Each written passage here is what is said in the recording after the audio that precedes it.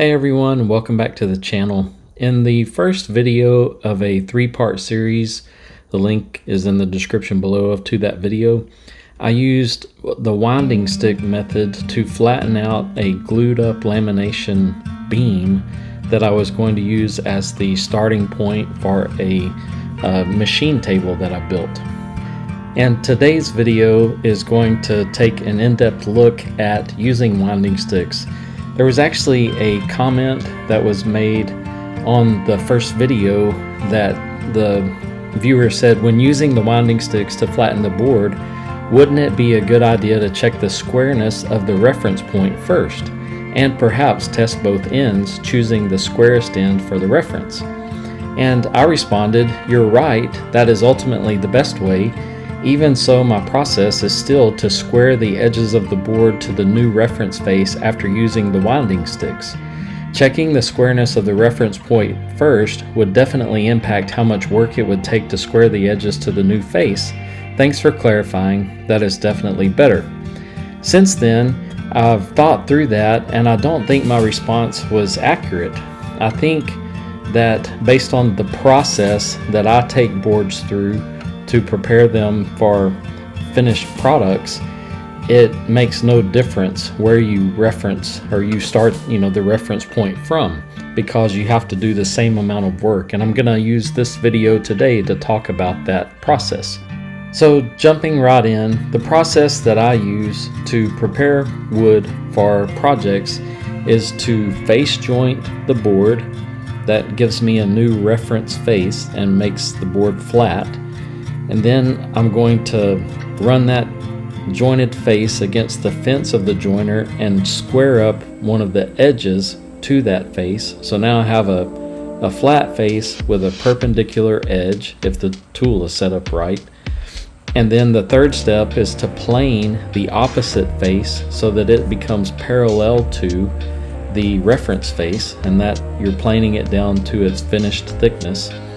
And then the final step would be to run the perpendicular edge, the edge that was run through the joiner, run it on the table saw fence and rip off the other edge, or the opposite edge, and you end up with an S4S board. So now I want to draw out and sketch what this looks like in end view. And I'm going to use a blue board and a red board, since I'm using a red level and a blue level. And I'm going to offset them by 3 degrees. And so first I'll draw out these boards. You can see I've set the ruler to 0 here. And I'll draw the red board, which in my video just happened to be my reference level. And then I'll offset that by 3 degrees and draw a blue board.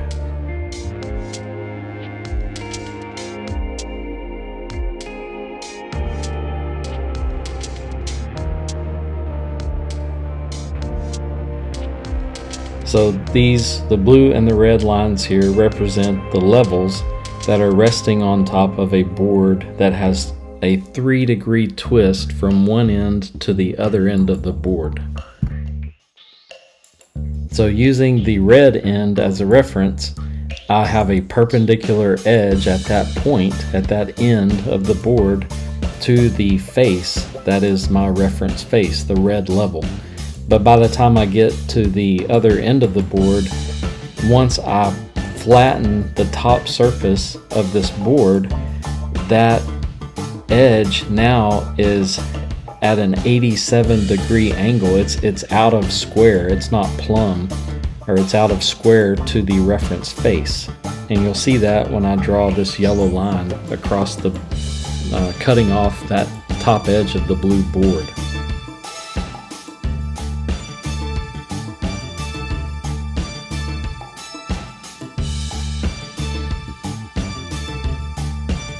Now if I were to use the blue end as a reference and therefore take the twist out of the board by shearing off part of the red end of the board and everything in between, that would then have the blue edge, and that would be perpendicular to the reference face.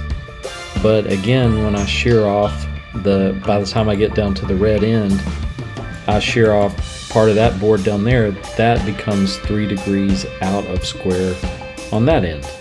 And of course, lastly, if I used any other point along the face of this board as a reference face, and I shear off wood from end to end, at every point along that path, at least in our example on paper, there would be edges that would be out of plumb, requiring me to work that edge to make it, and I keep saying plumb, it's not plumb, but perpendicular to the face. I'd have to work that edge down. The same amount of effort would be required to work that edge to make it perpendicular to the reference face. And again, so if I face join a board at any point, and of course this board's too big for me to handle on my joiner, somebody maybe could do it, then I end up with a new reference face, period. And by my process, I have to then work the edge to make it square to that reference face. Therefore, based on process alone, I don't see any substantial gain in worrying too much about picking the best end of the board for a reference. In essence, I'm going to have to do the same amount of work and put forth the same amount of effort in truing up the edge of the board to make it perpendicular to my new reference face, regardless of what end of the board I choose as my reference.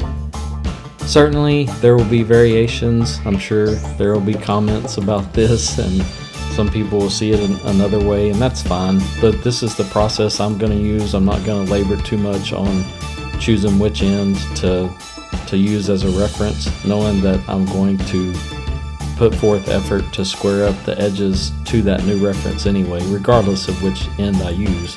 I'm going to be doing work, so I'm not going to worry too much about it. Probably not going to change my process. Anyway, I hope you've enjoyed the video. Hope it's you found it useful and helpful, maybe for someone out there. And give me a like if you did find it useful or helpful. And be sure to subscribe so you'll be notified when I post new content. And I hope you have a great day, and I'll see you next time.